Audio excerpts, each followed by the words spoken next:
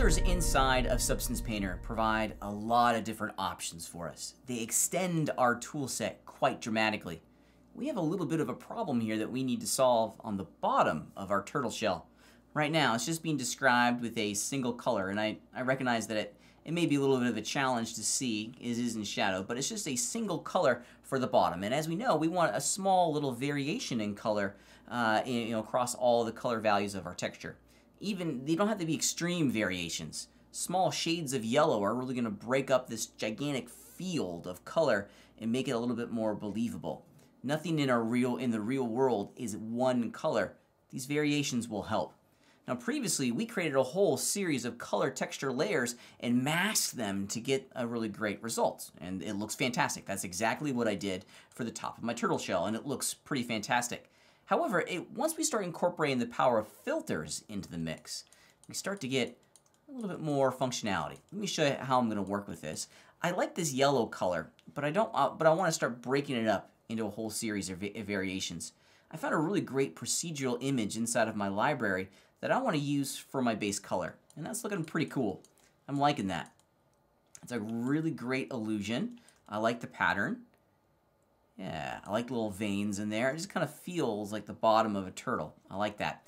But right now, with the image overriding the color channel, I don't get a lot of control over the color. It's just black and white. It's just whatever the image is, whatever the color the image is.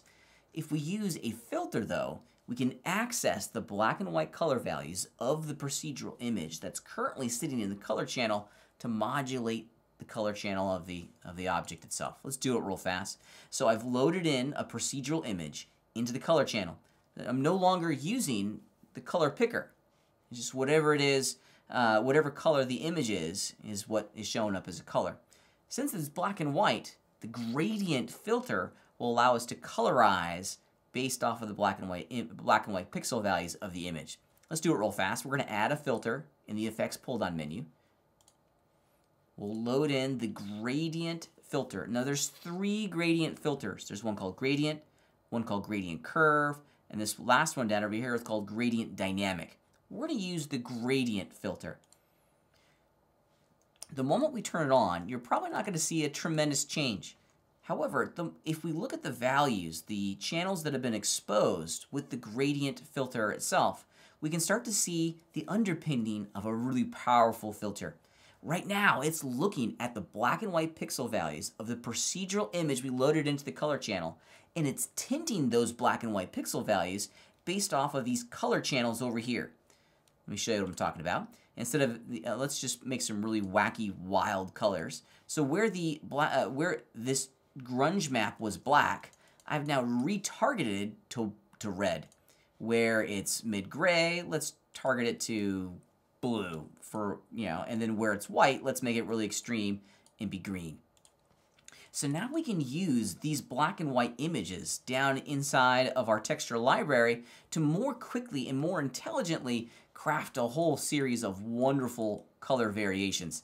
Now, naturally on mine, I'm not going to have it be green and blue and red. This is just an example of how the technology works. But you can start to see how powerful these filters can be, especially when we start to incorporate them into the creation of some pretty advanced networks. One other thing to note, if you want more or less colors, the color quantity inside of your filter properties will give you what you're after. I just changed it to 2, and now I have 2 really great colors that are accessing the values of my image, which is pretty cool. I'm going to put it back up here to 3. One of the things I'm noticing is that the contrast between all of these is really, really high. Okay, and maybe I want to go in and change that. Well, this is why we work with these procedurals, is that I can change the balance and see how the color. I'm working on the fill layer now, not the filter. I can change the balance. I can even start to go in and flip some of these around. Shoot, maybe I want to soften the transition between all of these colors. Well, let's add in another filter. Perhaps we add in a blur. And this is why filters are so cool, is that we can stack them on top of each other and we can create some wonderful, wonderful effects. Now I can soften the transition between all of these color values just with a filter, with just 2 filters, a gradient filter and a blur filter, and I'm creating this wonderful effect inside of my scene. I don't like the size of all of these dots, so I'm back on the fill layer itself. I'm going to go back into the UV transformations, and I'm going to lower the values here. Yeah, just kind of play around with it until I'm happy. That looks pretty cool. I like that. I'm not sure if I'm in love with this section right here. But if we look at the properties, let's see. Maybe we can flip it around. Yeah, that works. Flip it vertical. We just, we're having some fun times here.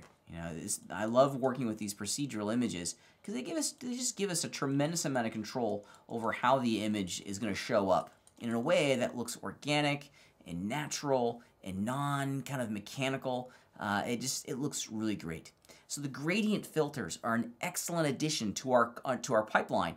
They allow us to take black and white images and apply a whole series of custom defined colors to our textures to create that natural, organic look.